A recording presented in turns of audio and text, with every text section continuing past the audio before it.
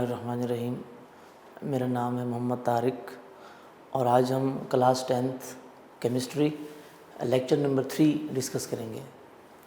तो last time हमने law of mass action in detail के साथ डिस्कस किया था, तो उसी को लेके हम थोड़ा सा आगे चलेंगे।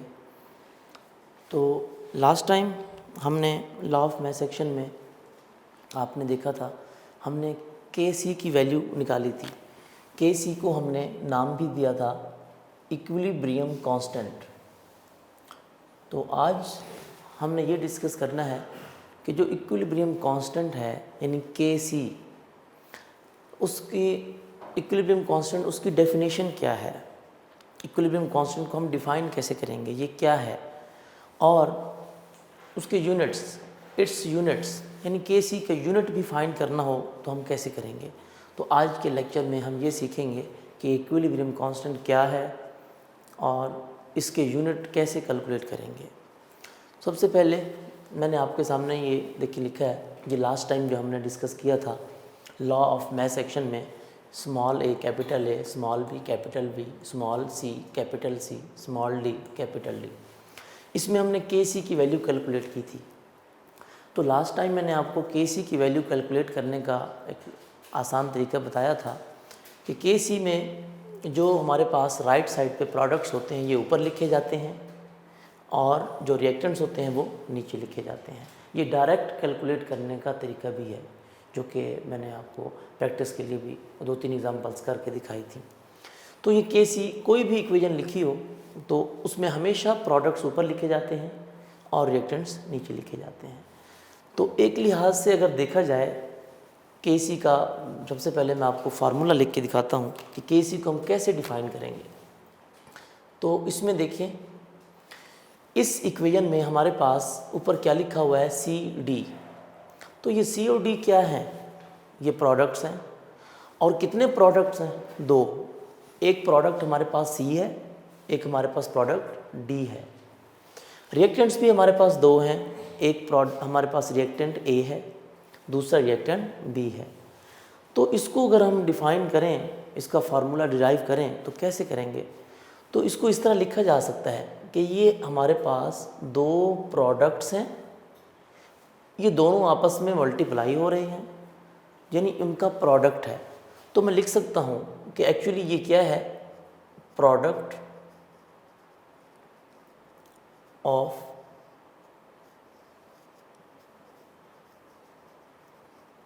प्रोडक्ट्स। ऊपर जो लिखा हुआ है यानी ये 2 प्रोडक्ट थे, उनका प्रोडक्ट्स का प्रोडक्ट है, दोनों मल्टीप्लाई हो रहे हैं। इसी तरह आगे देखें, ये जो उसके साथ कोफिशिएंट थे, इनको क्या किया गया, इनको हमने पावर में लिख दिया, इनको इनके नंबर ऑफ मोल्स को हमने ऊपर लिख दिया। इसको आगे लिखेंगे raise to the power of coefficient, यानी जो कोफिशिएंट थे हमने उसको पावर में लिख दिया। इसी तरह फिर डिवाइडेड बाय एक लाइन लगाएंगे हम।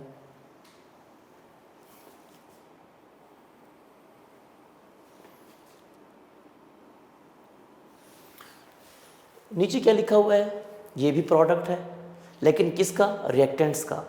ए और बी रिएक्टेंट्स हैं और दोनों आपस में मल्टीप्लाई हो रहे हैं। इसको लिखेंगे हम कि ये भी प्रोडक्ट है, प्रोडक्ट ऑफ रिएक्टेंट्स, ये रिएक्टेंट्स का प्रोडक्ट है। ऊपर प्रोडक्ट्स थे, नीचे रिएक्टेंट्स। उसमें भी वही काम हुआ, जो उसके कोफिशिएंट थे उनको पावर में लिखा गया। जैसे यहाँ पर कोफिशिएंट थे उसको पावर में लिखा गया, इसको भी same raised to the power of coefficient.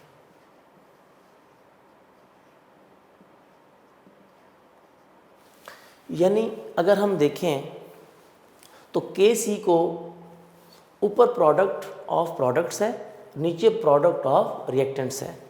बाकी स्टेटमेंट बिल्कुल सेम है, सिर्फ एक चीज़ का फ़र्क है, यहाँ पर हमारे पास प्रोडक्ट्स लिखे हुए हैं, यहाँ पर हमारे पास रिएक्टेंट्स लिखे हुए हैं।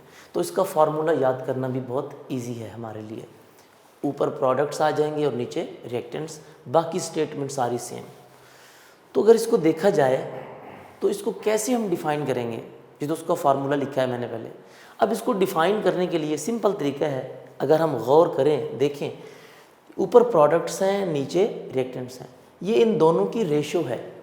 रेशो जैसे हम आम तौर पर लिखते हैं, कोई चीज़ लिखी होती है A रेशो B, हम इसको लिख देते हैं A/B, यानी कि दो चीज़ें डिवाइड हो रही हैं तो हम समझ जाते हैं कि ये उन दोनों की रेशो है। तो एक्चुअली ये भी रेशो है, तो हम इसको डिफ़ाइन कर सकते हैं। अब मैं इसको डिफ़ाइन करने का बिल्कुल आसान तरीका बता रहा हूँ आपको। आप जब फार्मूला याद कर लेंगे, आप इसको लिखेंगे, it is the ratio of, किन दो चीज़ों की रेशो है, इसकी और इसकी रेशो है। It is the ratio of लिखकर आपने ये सारी स्टेटमेंट लिख देनी है। It is the ratio of, क्या लिखेंगे हम, ऊपर वाली statement, product of products raised to the power of coefficient.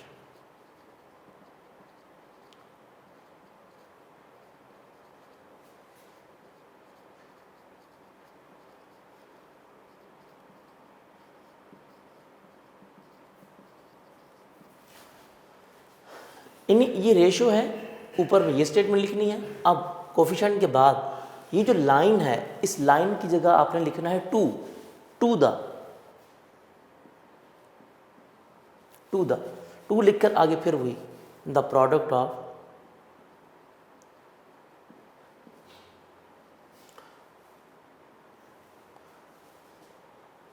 Reactants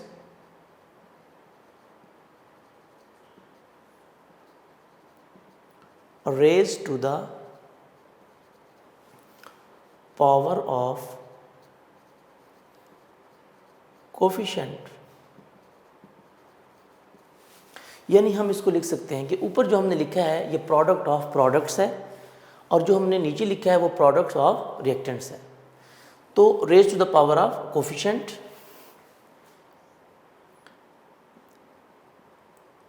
as expressed इन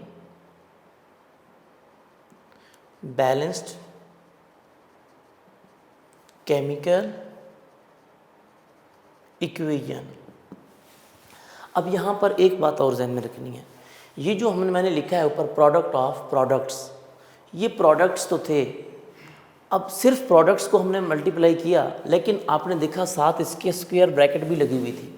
अब स्क्वायर ब्रैकेट किस चीज़ को रिप्रेजेंट करती है, मोलर कॉन्सेंट्रेशन को, यानी उसकी कॉन्सेंट्रेशन को। तो हम इसके साथ लिख देंगे कि ये प्रोडक्ट ऑफ किसका है, concentration, product of concentration of products. Similarly यहाँ भी हम लिखेंगे प्रोडक्ट ऑफ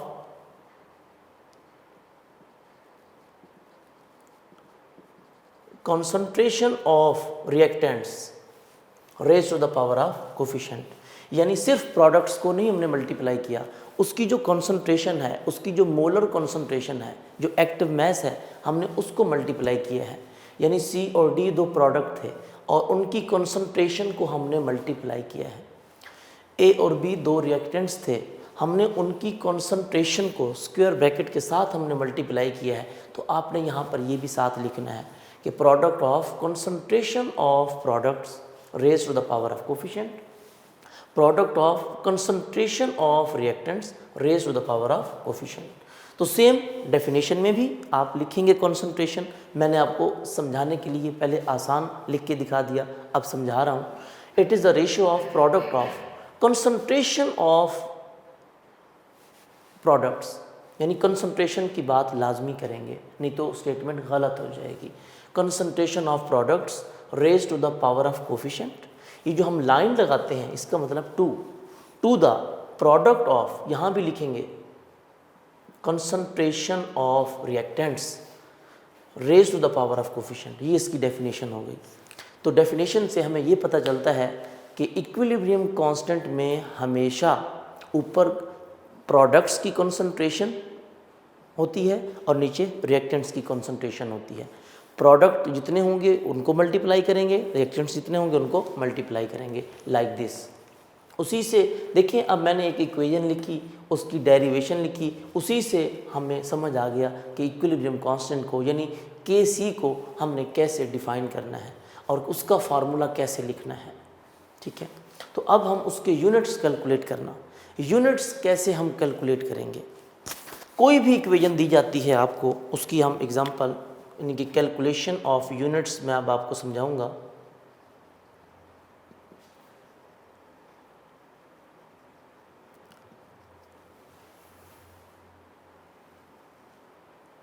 किसके यूनिट कैलकुलेट करने हैं? इक्विलिब्रियम कांस्टेंट के, Kc। इसके यूनिट कैलकुलेट करने हों तो हम कैसे कैलकुलेट करेंगे? तो बेटा सबसे पहले कोई भी इक्वेशन दी जाए, मैंने आपको बताया था कि Kc की वैल्यू कैलकुलेट करेंगे, इक्विलिब्रियम कांस्टेंट एक्सप्रेशन उसका डिराइव करेंगे, फिर उसमें हम वैल्यूज़ पुट करके उसका यूनिट निकालेंगे। अब कैसे, मैं आपको एग्जांपल देता हूँ यूनिट कैसे कैलकुलेट करते हैं। अब हमारा ये टॉपिक है। अब देखिए, कोई भी इक्वेशन है, फॉर एग्जांपल मैंने आपके सामने लिखा हाइड्रोजन एंड आयोडीन, ये दो गैसेस हैं, आपस में रिवर्सिबल तरीके से रिएक्शन करते हैं। इनमें रिवर्सिबल रिएक्शन होता है, क्या बनाते हैं? Hydrogen iodide. ये बैलेंस इक्वेशन में यानी बैलेंस इक्वेशन है ये। अब आपने इसमें Kc का यूनिट निकालना है। कैसे निकालेंगे?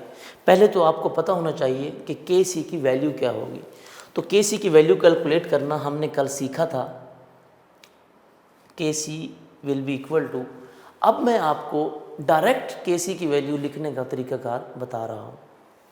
कोई भी इक्वेशन दी गई है, अगर आपने उसमें Kc की वैल्यू डायरेक्ट लिखनी है तो जो चीज़ राइट साइड पे लिखी हुई है इसको पहले लिखना है, यानी इसको ऊपर लिखना है आपने। यानी हमारे पास Hi है, आप लिखेंगे Hi।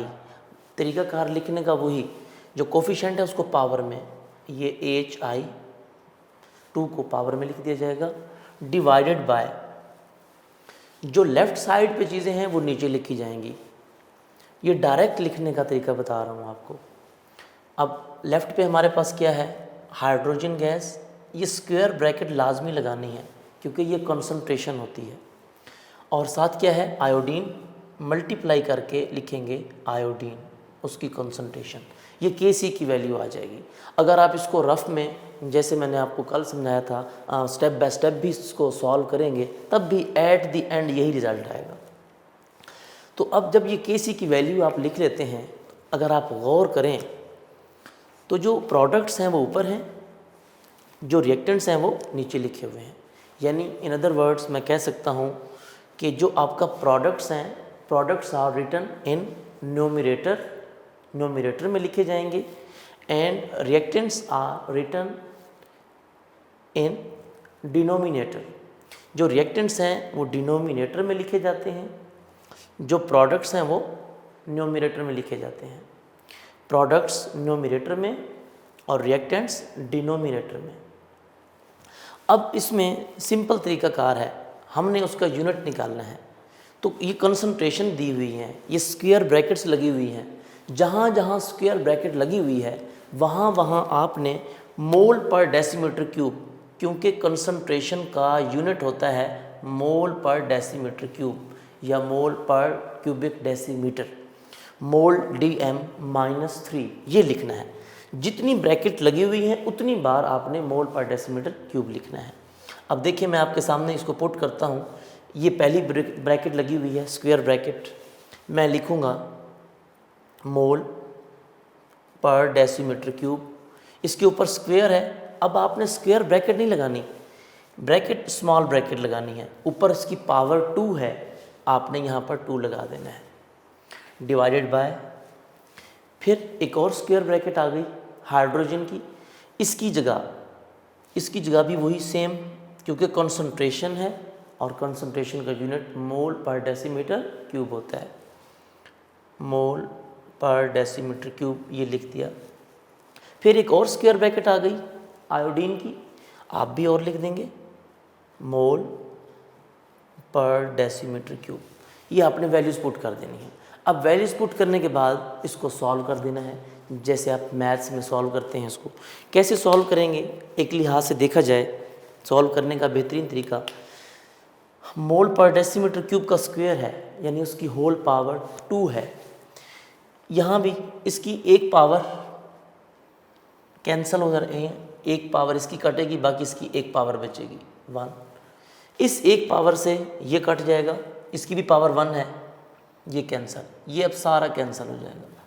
अगर देखा जाए तो ये सारा का सारा कैंसिल हो गया, क्योंकि नीचे भी देखा जाए तो पावर 2 बन रही थी, 1 पावर इसकी बन रही थी, 1 पावर इसकी बन रही थी, स्क्वायर बन रहा था, ऊपर भी स्क्वायर था, स्क्वायर से स्क्वायर कैंसिल। जब कैंसिल हो गया तो क्या बचा 1 तो कोई यूनिट नहीं है, तो आप लिखेंगे नो यूनिट, यानी इसका कोई यूनिट नहीं है। इस इक्वेशन में KC का कोई यूनिट नहीं है।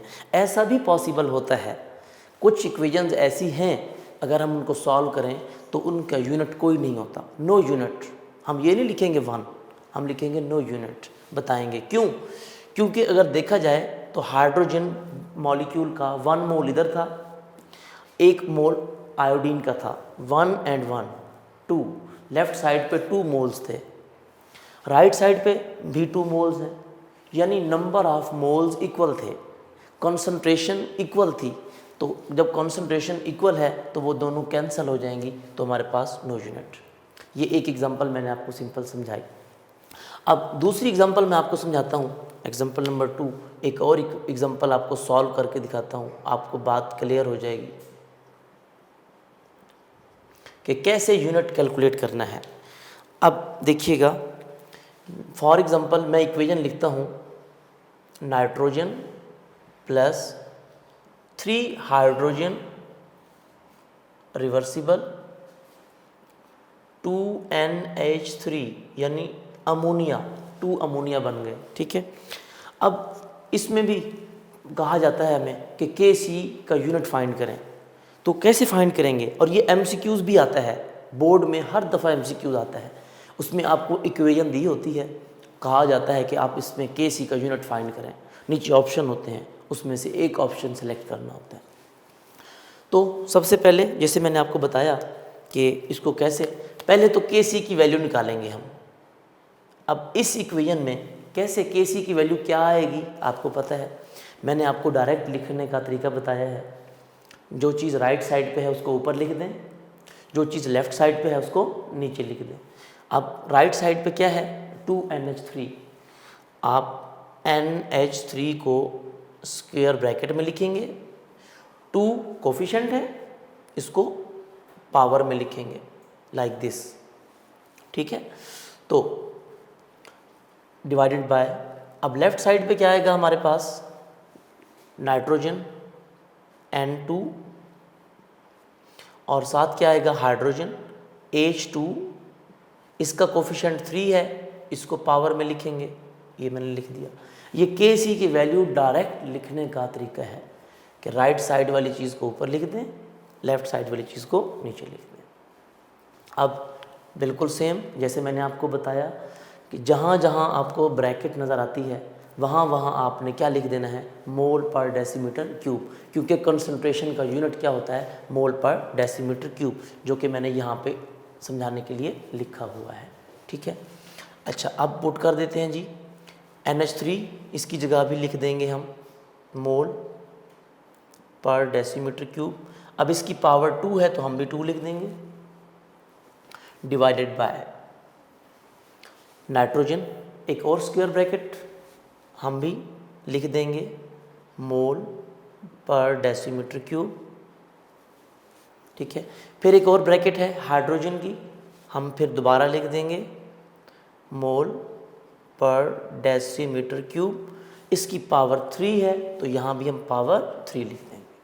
ठीक है, तो ये लिखने का तरीका जस्ट, यानी आपने वैल्यूज़ पुट कर देनी है, जहाँ आपको स्क्वायर ब्रैकेट नज़र आए वहाँ वहाँ आपने मोल पर डेसीमीटर क्यूब पुट कर देना है।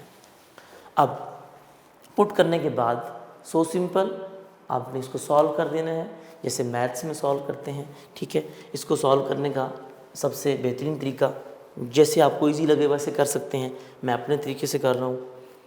उसमें ये है बच्चे कि देखा जाए तो यहाँ पर पावर 3 है, यहाँ पर पावर 2 है, तो ये 2 3 से कैंसिल हो सकता है। कैसे? ये सारा कैंसिल हो जाएगा, इसकी पावर 2 है, इसमें 2 पावर कैंसिल हो जाएंगी, बाकी कितनी बचेगी? 1। ये 1 मैंने लिख दिया, 2 से 2 कैंसिल, बाकी इसका 1 बचेगा, ये सारा ख़त्म हो गया। अब जो सारा कैंसिल हो गया इसका मतलब क्या है? ऊपर क्या बच गया?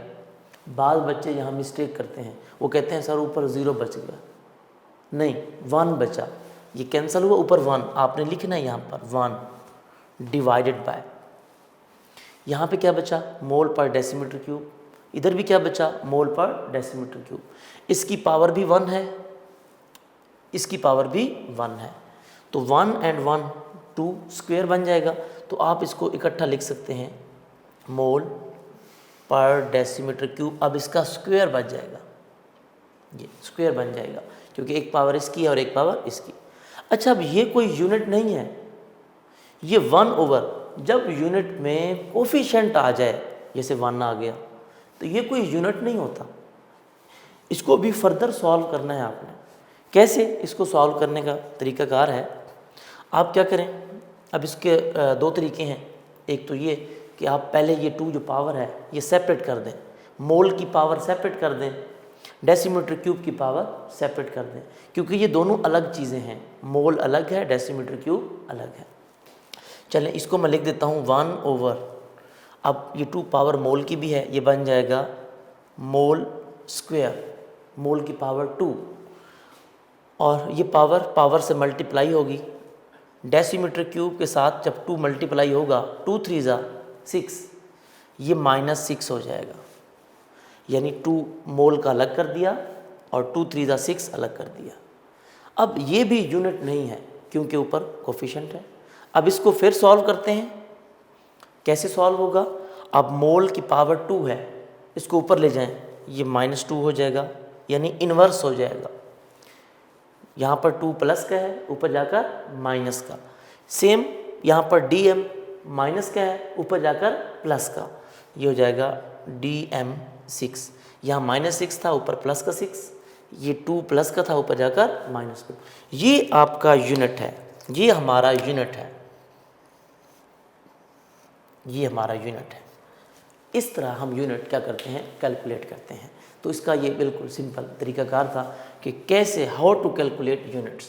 तो लास्ट एग्जांपल है, मैं आपके सामने लिखता हूँ उसको, फिर उसके बाद देखते हैं, फिर आप प्रैक्टिस भी कीजिएगा। बहुत सारी चीज़ें दी गई हैं जिसमें आपने इसको सॉल्व करना होगा। तो एक और एग्जांपल है मेरे पास, अब इससे आपको बात बिल्कुल क्लियर हो जाएगी जी। तो इसमें मैं एग्जांपल लिखता हूँ। एक चीज़ है हमारे पास PCl3, इसका नाम है फास्फोरस ट्राइक्लोराइड, फास्फोरस ट्राइक्लोराइड। इसका रिएक्शन हम जब कराते हैं क्लोरीन गैस के साथ, Cl2 क्लोरीन, रिवर्सिबल रिएक्शन होता है। क्या बनता है? Phosphorus pentachloride, PCl5, phosphorus pentachloride, 5 chlorine है। सेम इसका तरीकाकार भी सेम है बेटा। सबसे पहले तो Kc की वैल्यू निकालो। अब Kc की वैल्यू निकालने का तरीकाकार मैंने आपको काफ़ी दफ़ा बताया है। कैसे निकालेंगे? जो राइट साइड वाली चीज़ है वो ऊपर लिखेंगे, जो लेफ़्ट साइड वाली चीज़ है वो नीचे लिखेंगे। अब ऊपर हम लिखेंगे PCl5 और साथ लगाएंगे square bracket concentration divided by, left side पे क्या है हमारे पास? PCl3, इसको भी स्क्वायर ब्रैकेट में लिखेंगे, एंड Cl2 क्लोरीन को भी स्क्वायर ब्रैकेट में लिखेंगे। ये मैंने Kc की वैल्यू लिख ली। अब Kc की वैल्यू लिखने के बाद फिर आपने पुट करना है, जहाँ जहाँ आपको ब्रैकेट नज़र आती है स्क्वायर ब्रैकेट, वहाँ वहाँ आपने क्या पुट करना है? मोल पर डेसीमीटर क्यूब। जैसे हमने यहाँ किया था। ठीक है, तो पुट करते हैं। अब यहाँ पर देखें, चले मैं ये नीचे लिख देता हूँ। अब PCl5 इसकी जगह भी क्या आ जाएगा, मोल पर डेसीमीटर क्यूब। अब आपने स्मॉल ब्रैकेट लगानी है, डिवाइडेड बाय, अगर स्क्वायर ब्रैकेट लगा दी तो गलत हो जाएगा, ये याद रखना आपने। ठीक है, अब एक और ब्रैकेट आ गई, कौन सी, PCl3, इसकी जगह भी क्या लिख देंगे, मोल पर डेसीमीटर क्यूब ब्रैकेट। उसके साथ फिर क्या आ गया, क्लोरीन, इसके साथ भी क्या लिखेंगे हम, मोल पर डेसीमीटर क्यूब। ठीक है, अब पुट करने के बाद इसको सॉल्व कर दें, सो सिंपल। कैसे सॉल्व करते हैं, अब कैसे सॉल्व करेंगे, मोल पर डेसीमीटर क्यूब, ये भी मोल पर डेसीमीटर क्यूब, ये कैंसल, एक पावर से एक पावर कैंसल हो गई। अब ऊपर कुछ बचा नहीं, तो क्या बचेगा, 1। मैंने आपको जैसे बताया, ऊपर आ जाएगा 1 डिवाइडेड बाय, नीचे क्या बचा, मोल पर डेसीमीटर क्यूब। अब ये कोई यूनिट नहीं है, मैंने आपको बताया है, जब तक कोफिशिएंट ख़त्म नहीं होता क्या करेंगे। अब ये मोल प्लस का है, ऊपर जाकर माइनस, इन्वर्स हो जाएगा। जैसे आप मैथ्स में पढ़ते हैं, आपके पास लिखा होता है, यानी कि एग्जांपल देता हूँ, यानी कि 1/x की पावर लिखी होती है -5, आप इसको सॉल्व करते थे, ऊपर जाकर x⁵5 कर देते थे, यानी ऊपर जाकर पावर आपकी प्लस की हो जाती है। सेम, यानी ये जस्ट कैलकुलेशन है मैथ्स वाली। तो ये मोल प्लस का है, ऊपर जाकर माइनस का, इन्वर्स हो जाएगा, ये हो जाएगा मोल -1, इन्वर्स हो जाएगा। और DM -3 है, ऊपर जाकर प्लस का 3 हो जाएगा। तो ये आपका यूनिट है, ये आपका यूनिट है, ये कैलकुलेशन है। ये आपका एक्सरसाइज में MCQs भी है, वहाँ पर ये लिखा गया है कि when PCl3 combine with Cl2 to form PCl5। PCl5 बनाने के बाद फिर कहा जाता है कि the unit of Kc will B, नीचे ऑप्शन है तो उसमें ये भी एक ऑप्शन है, तो ये जो ऑप्शन है पर मोल डेसीमीटर क्यूब, ये आप उसको देख भी सकते हैं, इसको सॉल्व भी कर सकते हैं। ठीक है, तो ये चीज़ें थी जो कि मैंने आपको बताई। बाकी इसके रिलेटेड आपको कोई भी इक्वेशन दी जा सकती है कि आप उसमें Kc का जो है यूनिट कैलकुलेट करें, तो बहुत आसान और बेहतरीन तरीक़ाकार है इसका, जो कि आपने इसकी प्रैक्टिस करनी है, कोशिश करनी है कि इसको सही तरीके से आप बार बार इसकी प्रैक्टिस करें। बाकी इंशाल्लाह आप सॉल्व कर लेंगे। इन चीज़ों को ज़हन में रखना है आपने, क्योंकि जो इसके रिलेटेड न्यूमेरिकल्स हैं, न्यूमेरिकल जो रिलेटेड हैं वो भी इसी चीज़ से होने हैं। जब तक Kc की वैल्यू कैलकुलेट करना नहीं आएगी तब तक आप उसका यूनिट भी कैलकुलेट नहीं कर सकते, और जब तक यूनिट कैलकुलेट नहीं कर सकते तब तक आप न्यूमेरिकल भी सॉल्व नहीं कर सकते। तो ये इतना इम्पोर्टेंट है और है भी बहुत ईजी। ठीक है, तो ये था आज का हमारा टॉपिक। तो बाकी इसकी प्रैक्टिस कीजिएगा, कोशिश कीजिएगा, जो जो एग्जांपल्स, जो जो न्यूमेरिकल्स आपको दिए गए हैं उनको भी सॉल्व करने की कोशिश कीजिएगा। ठीक है, तो इंशाल्लाह आपको समझ आ जाएगी। तो बाकी इसको अच्छी तरह तैयार कीजिएगा और अपना ख्याल रखिएगा। अल्लाह हाफ़िज़।